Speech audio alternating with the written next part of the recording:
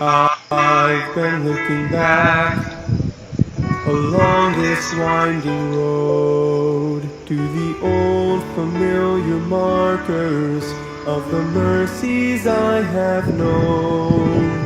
I know it may sound simple, but it's more than a cliche. There's no better way to tell you than to say God's been good in my life. I feel blessed beyond my wildest dreams when I go to sleep each night. Though I've had my share of hard times, I wouldn't change them if I could, 'cause through it all, God's been good.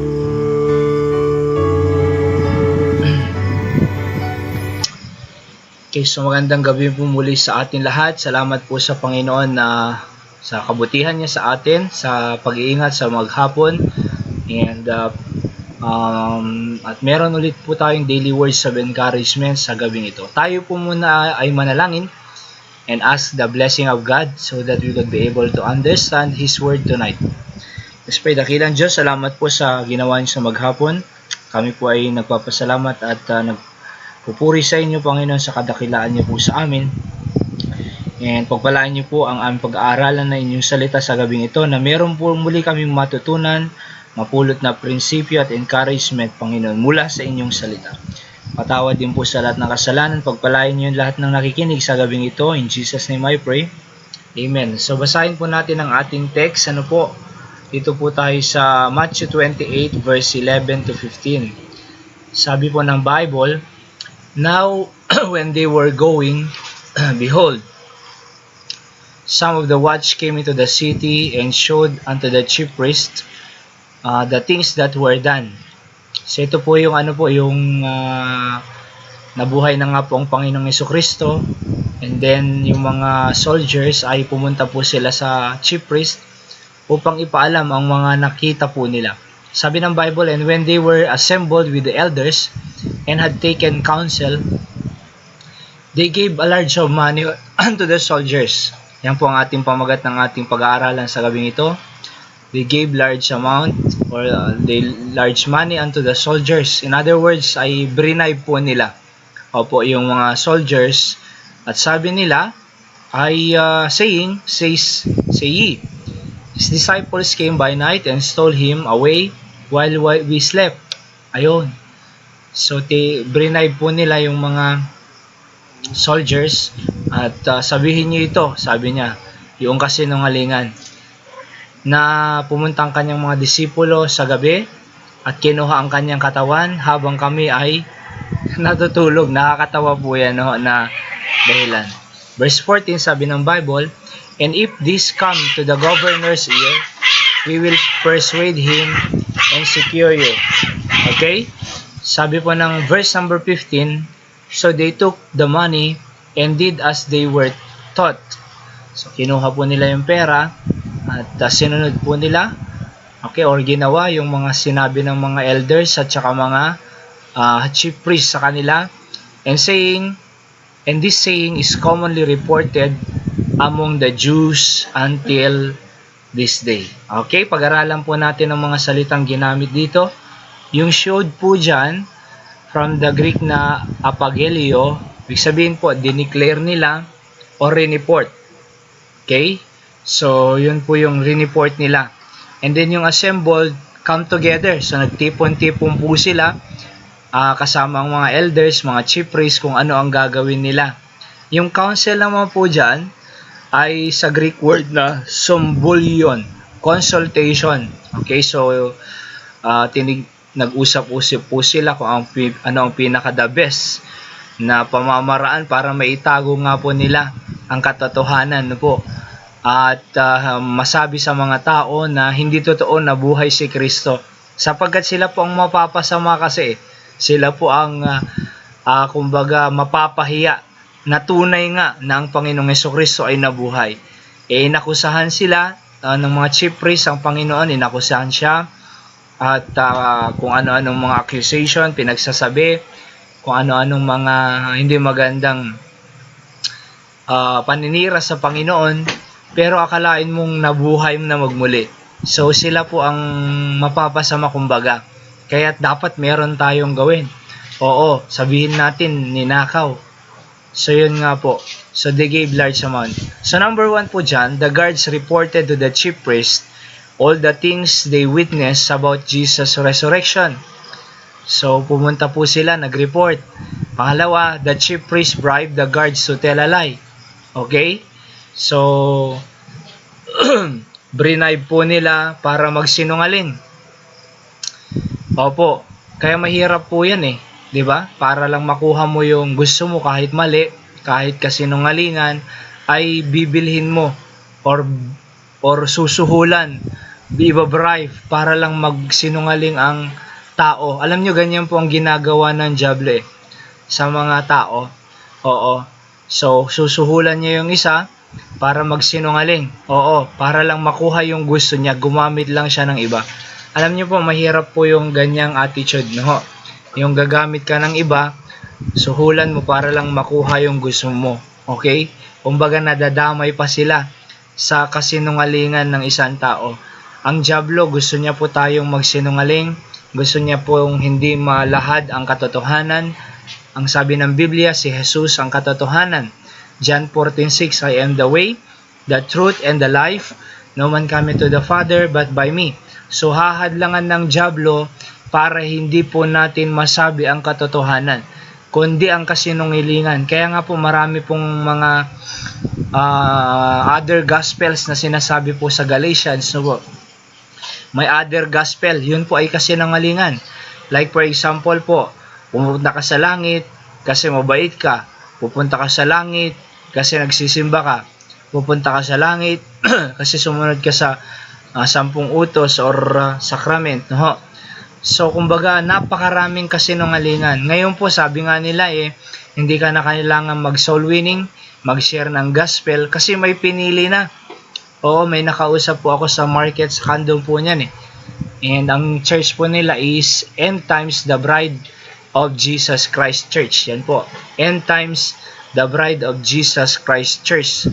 Alright, so akalain nyo po, sabi nila may pinili na, hindi ka na kailangan mag-share sapagkat may pinili ng pumunta sa impyerno, may pinili ng pumunta sa langit. Sabi ng nanay sa akin, no?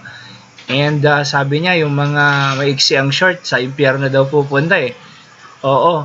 Tapos yung mga talagang may tattoo, sa impyerno daw pupunta. Sabi ng nanay sa akin, nakausap ko. Akalain niyo po yun, no? Mali po yun, no? So wala pong pinili ang Panginoon na mapunta sa impyerno kasi nungalingan po yun Sa katunayan po, gusto ng Panginoong Jesucristo iligtas lahat ng tao. Ayaw niya po kahit isa na may mapunta sa impyerno.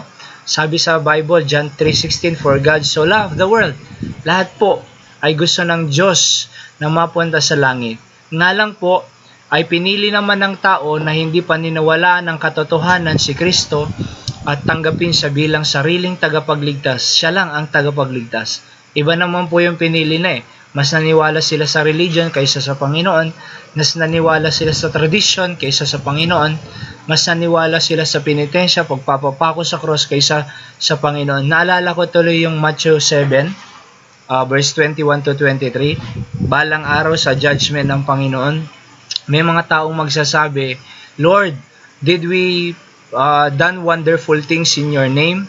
Did we cast out devils in your name? Did we do miracles in your name? Sabi ng Panginoon I never knew you, depart from me, sabi ng Panginoon.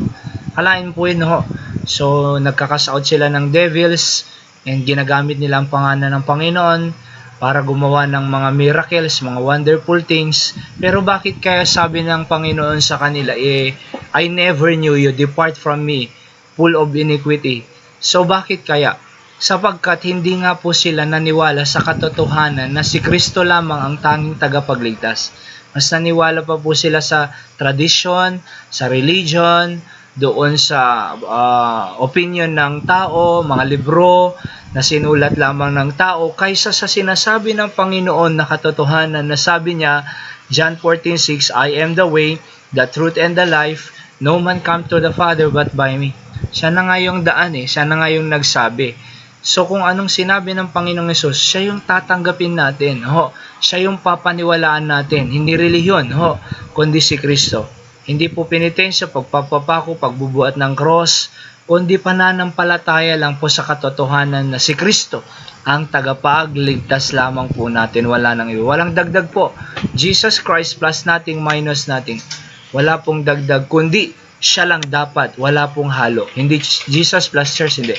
Hindi Jesus plus binyag, hindi Jesus plus baptism, hindi Jesus plus 10 commandments, hindi Jesus plus novena. Kundi Panginoong Hesukristo lang. Siya lang po yung sampalatayanan natin na tanggapin bilang sariling tagapagligtas. Wala na pong dagdag po yan. Siya lang. Okay? So, number 3, sabi ko dyan, but nothing can hide the truth. Kahit po bribe nilang mga guards para magsinungaling, pero wala pong pwedeng mag-hide ng truth. Lalabas pa rin po ang katotohanan na si Kristo ay nabuhay sa patay at hanggang ngayon siya po ay buhay. Kaya nga po, hindi po pwede siyang palitan na tagapagligtas kasi buhay naman po siya. Bakit kinakailangan ng kahalili or yung Vicar of Christ? Bakit kailangan ng may kapalit na tagapagligtas sapagkat samantalang buhay naman siya. Di ba? So meron nga pong nagsabi siya daw si Kristo sa laman Siya na daw yung si Jesus Christ sa laman. Pag hindi daw tayo pumunta sa kanya, hindi tayo pupunta sa langit. Kasi siya daw si Kristo. Hindi po kailangan po palitan ang Panginoon sapagkat buhay siya Bakit mo papalitan yung buhay? So wala pong baikar, Si Kristo buhay, pwede kang dumirekta sa kanya at sa sampalatayan mo siya tanggapin bilang sariling tagapagligtas. Ano po? And then, panghuli po, principles of the day, sabi ko dyan, truth will always prevail even if you hide in lies. Kahit po itago nila sa kasinungalingan, lalabas pa rin po ang katotohanan. Diba? So, itago mo man yan sa kasinungalingan, mag-bribe ka man, may kakuntsaba, pero tandaan mo kahit anong klaseng katotohanan yan, lalabas po yan. It applies to all aspects of life. So number 2, hiding the truth is telling a lie. So pag hinide mo yung katotohanan, kung ano-ano nang babanggitin. Kaya tayo po ay nagpapasalamat sa Panginoon. Sabi sa John 17:17, Thy word is truth. Ang salita ng Diyos po ang katotohanan. Kaya yan po dapat ang tangan-tangan natin, katotohanan, ipamahagi po natin na si Kristo ay nabuhay, siya ang tagapagligtas. Huwag po nating i-hide ang katotohanan. Ang pag hinide nyo po ang katotohanan, makasarili po tayo. Pag hinide po natin ang katotohanan, hindi tayo nagsasalita, samantalang tinanggap natin ang Panginoon bilang tagapagligtas. Ang totoo niyan ay ligtas tayo, sa langit tayo pupunta, pero hindi natin binabahagi. Para ka na rin pong nagsisinungaling yan, makasarili.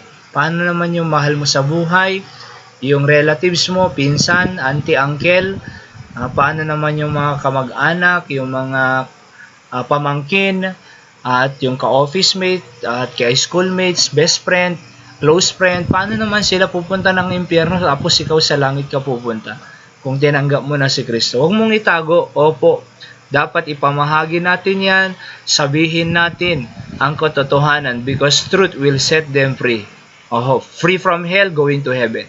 Free from sin, doing what is right, di ba? Free from bad attitudes and do that which is right. Good virtues na itinuturo ng salita ng Diyos.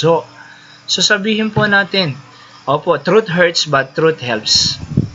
Kaya salamat sa Panginoon na meron tayong katotohanan na ang Panginoong Hesukristo na ating sariling tagapagligtas. Kung hindi mo patiyak sa langit ka pupunta, nakikinig po kayo ngayon, tanggapin niyo po ang Panginoong Hesus upang iligtas ka sa impyerno, papupunta ka po sa langit. Ganito po ang panalangin niyo, sundan niyo po at kausapin niyo ang Panginoon, ariin niyo po ang panalangin.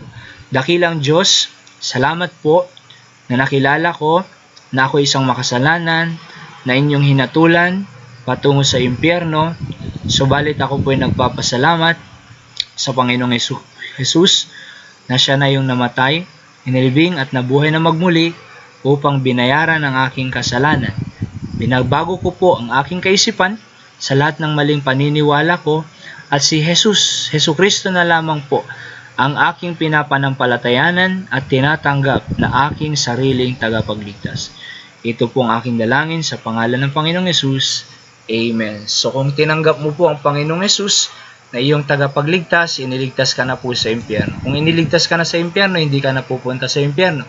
Kung hindi ka na pupunta sa impyerno, pupunta ka po sa langit. Pangako po yan ng Diyos. So yan po ang ating daily words of encouragement sa gabing ito. At pagpalain po tayo ng Panginoon. Magandang gabi po sa ating lahat.